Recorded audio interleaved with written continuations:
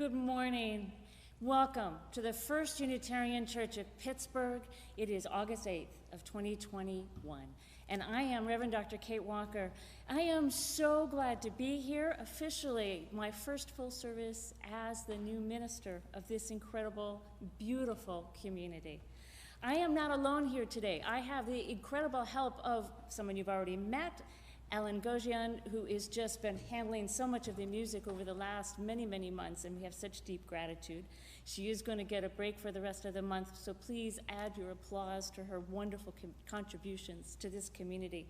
And I also have with me, of course, Louise Jensick as our liturgist, and on our tech team today, we have Paul Cunningham and Brian Junker. None of this would happen without all these wonderful, wonderful people.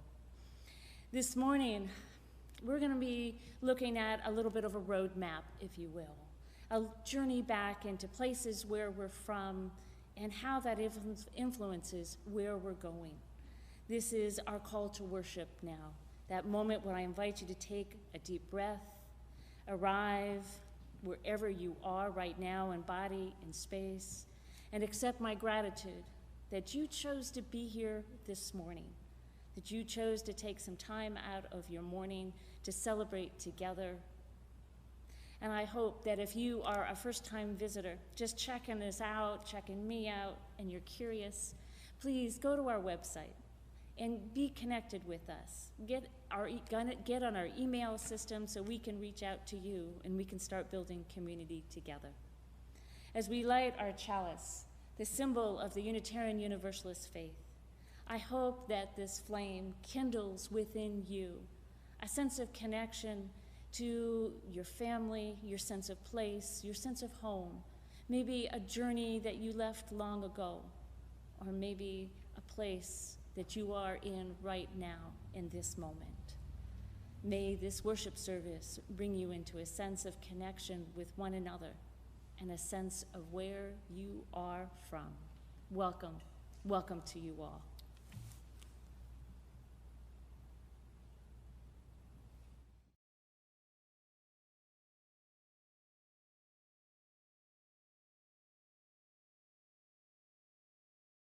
When Paul Gauguin was a child, before he was the famous French artist, he was a Catholic student who was learning catechism. He had a particularly rebellious teacher who thought it wise to create his own fundamental questions to guide the decisions of life. Even though Paul did not stay a Catholic his whole life, the questions stayed with him, and the truth of them spoke to him right until his last years and his last day. Painted in Tahiti, the title of the French artist's work, "Where do we come from? What are we? Where are we going?" Where do we come from? Where do we come from? What are we? Where do we come from? What are we? Where do we come from? What are we? Where do we come from? What are we? Where do we come from? What are we? What are we? What are we? Where do we come from? What are we? Where are we going? Where do we come from? What are we? Where are we going? Where do we come from? Where do we come from?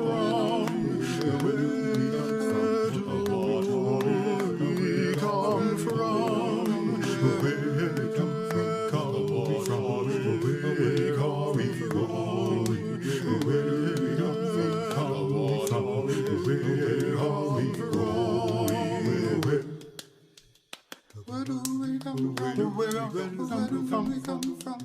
Where do we come from? What are we? Where do we come from? What are we? Where do we come from? What are we? Where do we come from? Where do we come from? What are we? Where are we going? Where do we come from? What are we?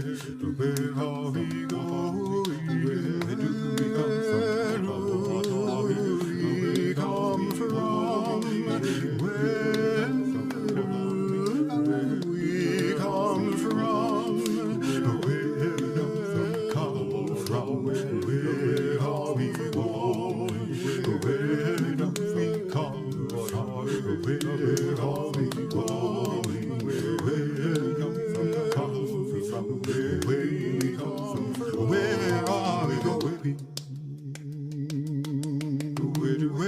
We come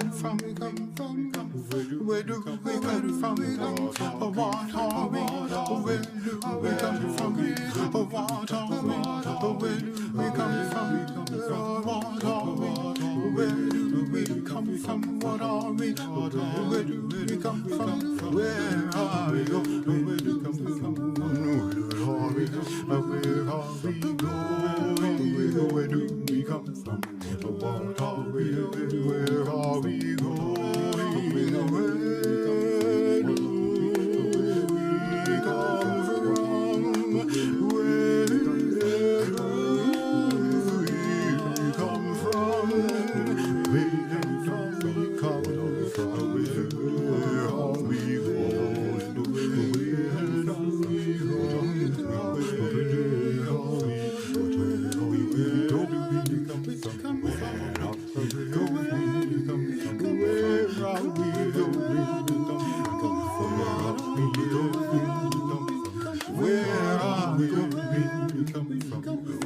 are we? Where do we come from? What are we? Where do we come from? What are we? Where do we come from? Where are we? Where do we come from? Where are we? Where are we going? Where do we come from? What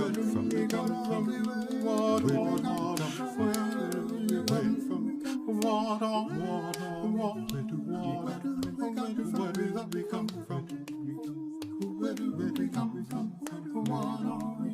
Where do we come from? Where do we come from? Where do we come from? Where are we going? Where do we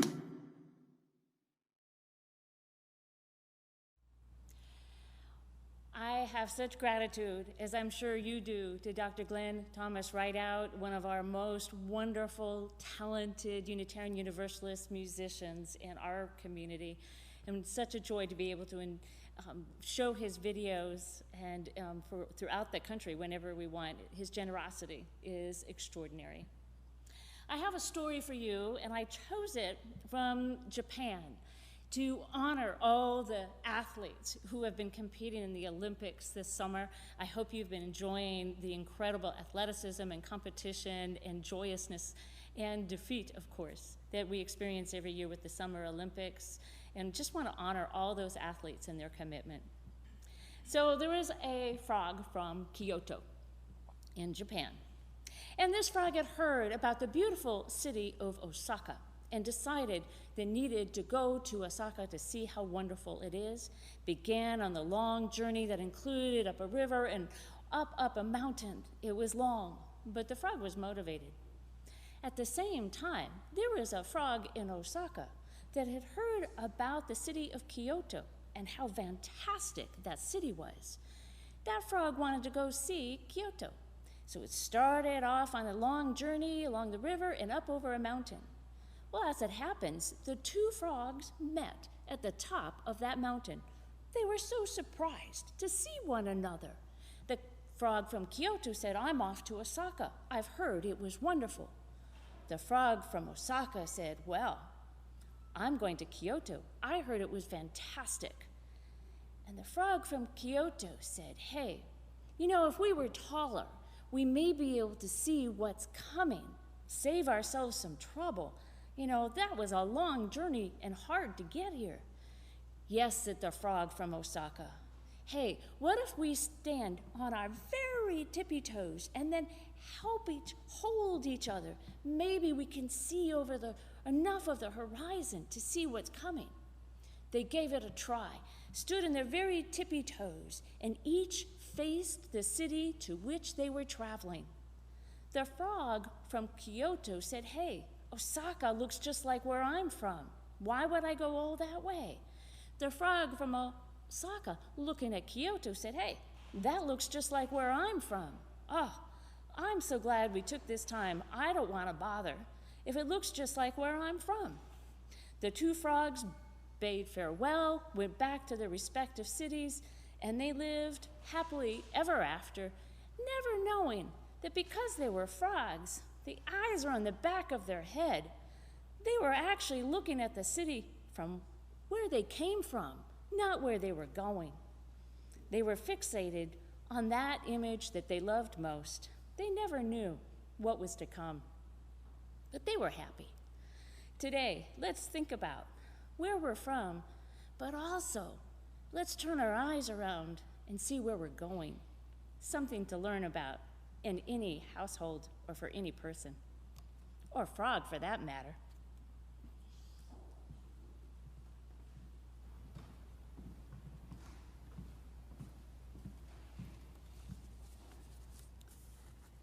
For our offering, donations by check may be mailed to the church office. Electronic donations can be made online through the church website or by texting GIVE to 412-435-1050 and following the instructions.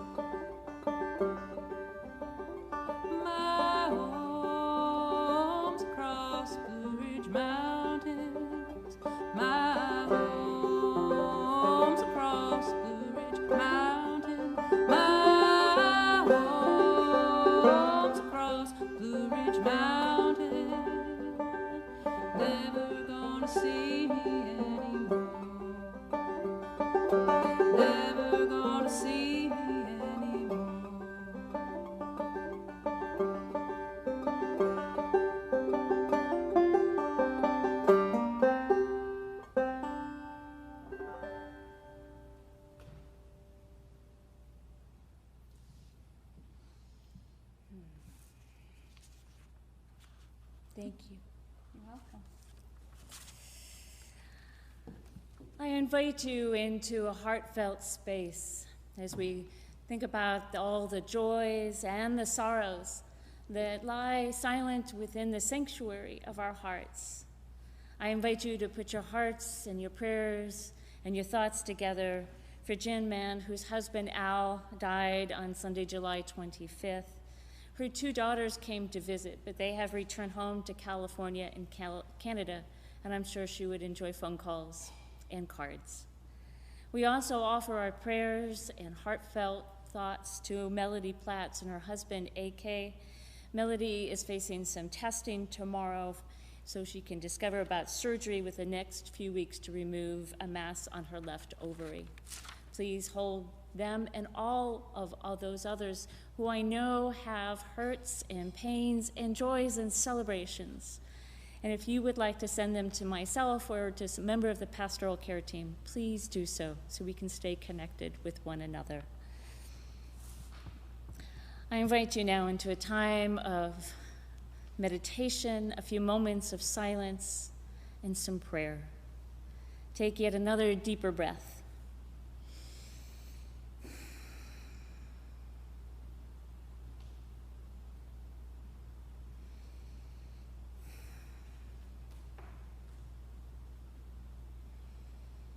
May the spirit of life and love fill our hearts, fill our bodies with its presence, its energy, its connectivity to life ever evolving. May the spirit of justice motivate us to speak up and interrupt wherever we find oppression as it has woven its way into our lives. May the spirit of compassion deepen our hearts as we seek connection to one another, as we hear each other's stories of both grief and joy. As our hearts are breaking for all those who are experiencing awful wildfires and drought, for all those in warfare where peace seems forever eternal and elusive. Let our hearts open up even as they break with ever-expanding connection to one another and our pursuit of justice, equity, and liberation for all. May the spirit of love, may the spirit of peace and life be with us. Amen, and blessed be.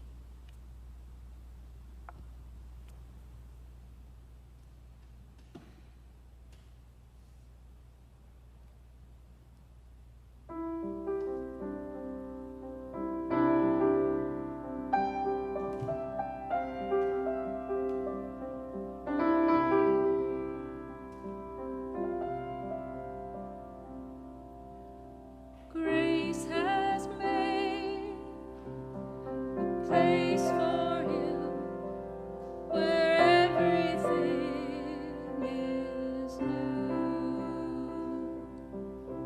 Grace has made a place for you where everything is new.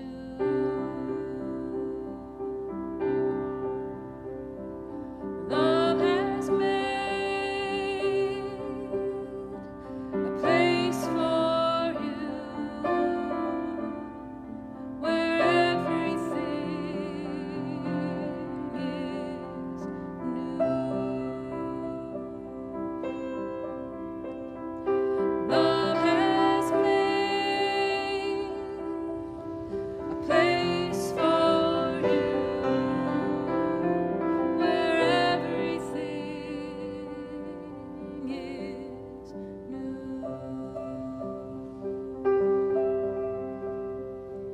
Spirits made a place for you where everything is new.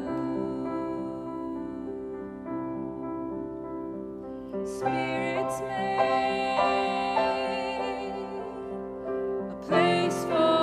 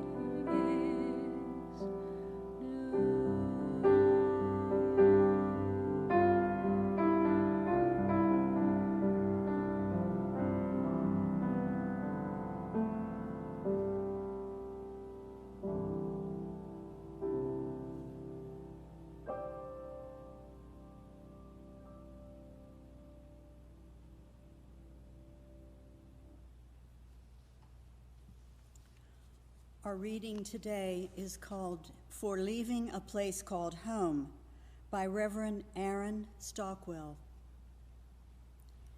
Mystery beyond understanding, compassion of the traveler, the sacred question that I answered with a yes.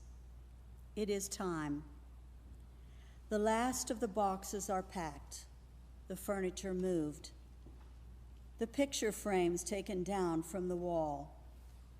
The food that nourished me no longer sits in the fridge. The key removed from my keychain. My feelings are like that final box I packed, jumbled, haphazard, sealed up with tape, and labeled with question marks. There's an echo in this space that my belongings once absorbed. I will be gentle with myself as I make a new place home. I will be playful with myself as I learn a new maze of streets and roads. The new way to work, a new radio station, a new sight to see. I know I will find new favorite stores and restaurants, a new regular. I take one final look through my home, remembering the laughter, the tears, the smiles, the food I cooked, the music I heard, the shows I watched. Thank you for being my home.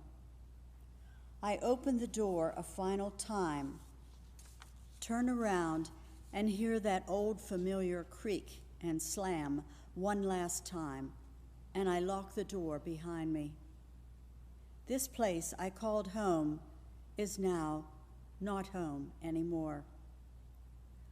I enter this in-between time, this space of not yet, this place of not being there yet, this time where I forgot my new zip code.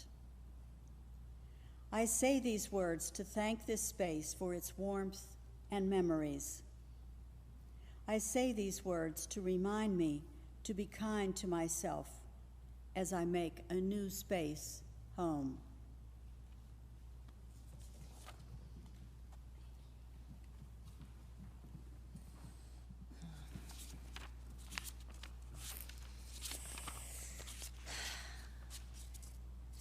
So where are you from? It's a simple question, but it's a complicated response. And if I have to be honest here, it has at times made me a little uncomfortable because I don't have a simple answer. I don't fit into a simple box. And sometimes I take a sigh and I'm like, do I really have to answer this question? Well, recently, I realized I needed to change my perspective. The question is really an invitation for connection, for deeper intimacy. I mean, the question, where are you from, is most of us a geographic point of orientation. Where do you live? Where's home? And we often interchange home and where you live as if it's the same place. But in our 21st century international world, responses can get much more complicated. And trust me, I have been in more than one argument, serious arguments with friends about exactly how to answer this question. I think it's so much more than just geography. I think it's personal and family history. I think it's social, economic background, culture, ethnicity. I think it's about political association. All of these are intersecting in this seemingly simple question. I think it's more complicated than most of us really want to think about. So how do I respond? Well, it is complicated. Yeah, I was born in California, San Fernando Valley to be exact. So am I from California? Do I fit a Valley Girl definition? We moved when I was 2.5. I have no memory of it whatsoever. So I don't feel like I'm from California at all. I certainly don't fit any stereotypes. Then we moved to New York, a small town called Pleasantville. We only lived there for 3 years. We moved when I was 5, so I don't think I am quite a New Yorker either. Then, when I was 5, we moved to Providence, Rhode Island. Now, I spent a big chunk of my growing years in Providence. K through, graduated from high school, plus a year of my first round of graduate school. So overall, 14 years in Rhode Island, and specifically Providence. So does that make me a Rhode Islander? Is that where I'm from? Well, if you know New Englanders, 14 years, now you need a couple generations before you can claim you're actually from New England, anywhere in New England. And New Englanders don't always necessarily trust all that easily. Well, and to make matters more complicated, my parents, they never let me drop an R when I was speaking. I had to go back and pick it up. So, and my mother taught me to drive like a Midwesterner, so I don't speak or act and behave like a Rhode Islander. But the Walker family arrived in what is now called East Providence in the 1640s. Is that enough generations? I mean, 400 years of bloodline? Then I asked the question, do I want to say I'm from Rhode Island? I love quahogs. For those who want to know, that's a clam. And I love Portuguese sweetbread. My 2 older brothers and my sister-in-law, beloved, they still live in Rhode Island. I have a lot of happy memories, but I also have painful ones of when my parents divorced and we dropped from middle class to food stamps. And here's the truth. The arrival of my family in the 17th century brought near complete eradication of the Narragansett and the Wampanoag indigenous people. If I'm going to claim this, well, integrity and honesty, then I need to claim and recognize the awful results of what happened when my ancestors arrived in New England from England. Oh, let's move ahead then. More recently, the Walkers migrated out west to Colorado in the late 17th century to Gunnison County. They settled, became ranchers. My grandfather and my father were born and raised in Gunnison. My grandfather became a wonderful, dedicated, professional photographer. He documented our family history. He provided a deep sense of roots for all of us. Our family reunions were in Gunnison, and we're actually part of the Gunnison Historical Museum. Yet this branch of the Walkers also carries a brutal history of oppression of indigenous peoples. This time it was the Ute and indigenous people who were pushed off their land. So there's a cruelty in this part of where my family planted its roots in someone else's home. I've been visiting Colorado all my life, since I was a child, and I've lived in and out of Colorado for many years, but really it's only 10 in total. Yet I still feel deeply connected to it, more than Rhode Island. For years, in fact, my sense of home and my need for a geographic connection to a land, when people ask me where I was from, I'd say, well, my spiritual home is in Colorado. Also because my family roots were there. It's the home of my spirit. More specifically, Grand Mesa, which is near Grand Junction on the western slope. It's been my playground, and it's where I've put a lot of the ashes for family members and pets when they have died. Yet, I left Colorado in 1998 when I moved to Meadville, Pennsylvania. I return to Colorado every year, but with each trip, my roots feel more distant, harder to connect to. The beauty and the stunning grandiosity of the Rockies will always inspire me. But a lot of my immediate family has either died or moved away. I have some distant cousins there. But with each trip, it's diminishing sense of this is where I'm from. In fact, 2 years ago, I visited Colorado in the summer with one of my older brothers, and I left feeling untethered, no longer able to claim this as where I'm from. the mountain peaks, the columbines, the spruce, and the aspens. They didn't have that strong spiritual connection that I used to have, and I was bereft for a long time. And if I go to my mother's lineage, well, that's a shorter story. I just need to watch Outlander and Netflix. See, I'm a Frasier. I even have a cousin named Jamie. Now, if you haven't watched it, check it out. But the truth is about the Fraser clan is that the Frasers are politically motivated, Scotland or England. We fought for whoever offered more money and land. That's the truth. But my line of the Frasers immigrated out west as miners to Nevada and Utah. I've never lived there and have no desire to live there. I don't have any heartfelt connection, just some stories. In our quest to categorize people in understanding, we ask where they're from to help put people in a box so that we can comprehend, maybe categorize, and even label them. And we often accept and assume unquestioned biases and generalities, all the way from the mythic level to more nuanced stereotypes. Too often, the question where you're from is used as an oppressive act of racism and classism. When someone doesn't look American enough, we might say, whoa, where are you from? Implying they're not from here because they don't look American enough, where they may have been here for generations. Asking where you're from can land a person in prison for trespassing, can get somebody thrown out of the country if they're undocumented, can cause someone to be an outcast if they're from the wrong side of the tracks, the wrong neighborhood. You can push someone to raise an army to defend the land and their history with where you're from. Yet some are forced to abandon their land for better jobs or safer homes despite their strong attachment to where they're from.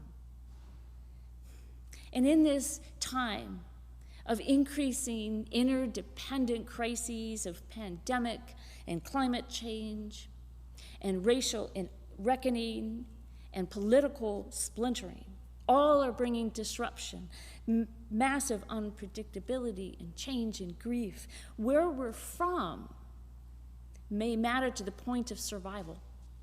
With some regions of the US and the world, where we're from may determine if we have access to a vaccine, or if we trust the government enough to get a vaccine, or how much we're exposed to the virus or climate change, how much it impacts our safety.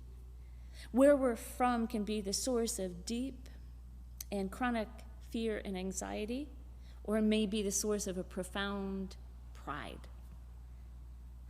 Really, where we're from is about our story. It's a narrative. It's our context. So many intersections. It's more than just a town or a house on a street. I think it's more like a 3D triptych from AAA. It's a roadmap of our lives, pointing backward even as we push forward into the unknown. If we expand our concept of where we're from into a live narrative, an engaging story, it changes with time and perspective as we learn new things. My perspective changed when I realized the history of both Rhode Island and Colorado with the indigenous people. And I made an effort to both embrace that pain and the grief and to see how I could mitigate the generational impact on indigenous people. As we reflect where we're from, it might be tempting to focus too long on a static image that we're holding in a memory that may have grown stale or really inaccurate, like two frogs with eyes on the back of our head. The future beckons and it calls to us, but with a deeper and more honest understanding of what we are carrying forward. We're creating new concepts, new spaces, new geographic addresses filled with narratives for future generations. And as those future generations inherit, just as we have the chance to give them a more truthful, integrated, and honest understanding of where we're from. Instead of a paper AAA triptych, we're going to give them a more interactive maps filled with stories and images, like a fantastic exhibit at a museum. And I think about this so much as I was packing boxes recently, and I recognized I had answered yes to a sacred question to come here. I thought about all the memories and the events with each item, each representing where I'm from with a story and a narrative. And I looked at it with new eyes, new perspective as I put it in the box. And then when I took it out of the box and I placed it in its new place in my new home, I could feel the new narrative start to evolve. And the place I called home in Alexandria, no longer home, as Aaron Stockwell's words echo into the soul of this evolving story. New intimacies, new revelations, new lessons to be learned, new tears to be shed, and new joys to be celebrated. My new home will take its place in my narrative of where I'm from now, Pittsburgh, Pennsylvania. I'm still getting used to that. I kind of like it.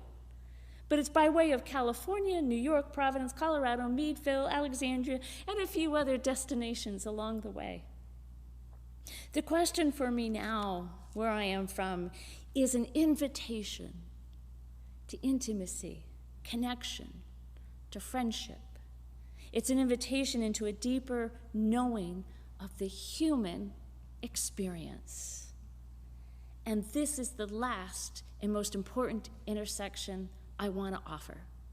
The experience of being human in a vast universe that is always evolving. Poet Mary Oliver, she reminds me where I'm from in her beautiful poem about that I'm from the earth, stardust of on an existential and physical level. I'm from creation itself. And in her poem, Sleeping in the Forest, the opening lines, instant reminder of where I'm from. I thought the earth remembered me. She took me back so tenderly. So where are you from? I want to know. And may we each explore where we're from with honesty and integrity, and then build a bridge to someone else's response to that same question. May we each find something better for all of our efforts for the sake of humanity and the sake of the earth. May it be so. Blessed be, and amen.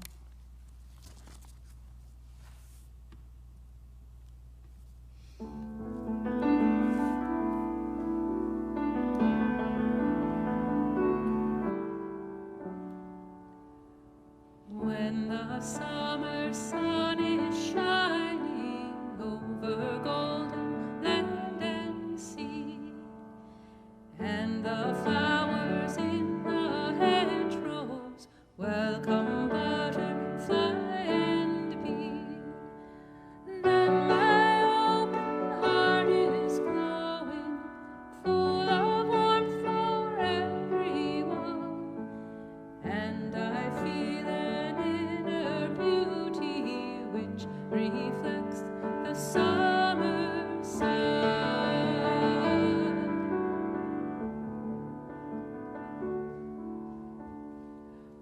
When the summer clouds of thunder bring the long-awaited rain, and the thirsty soil is moistened, and the grass is green again, then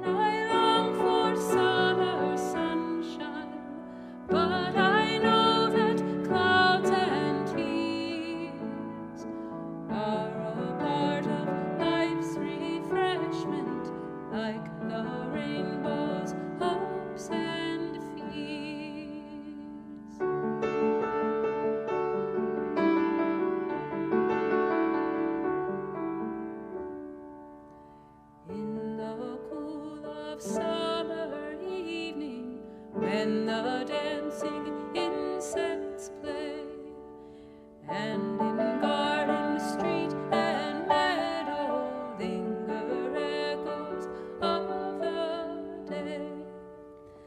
Then my heart is full of yearning, hopes and memories flood the hall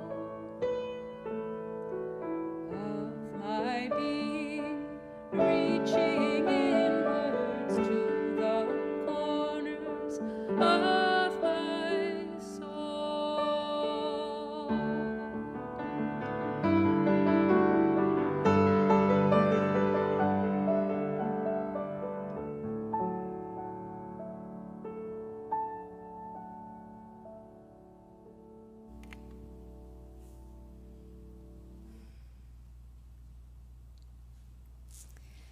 I invite you now to find the words that are in the order of service. Someday they're going to be in your heart as well.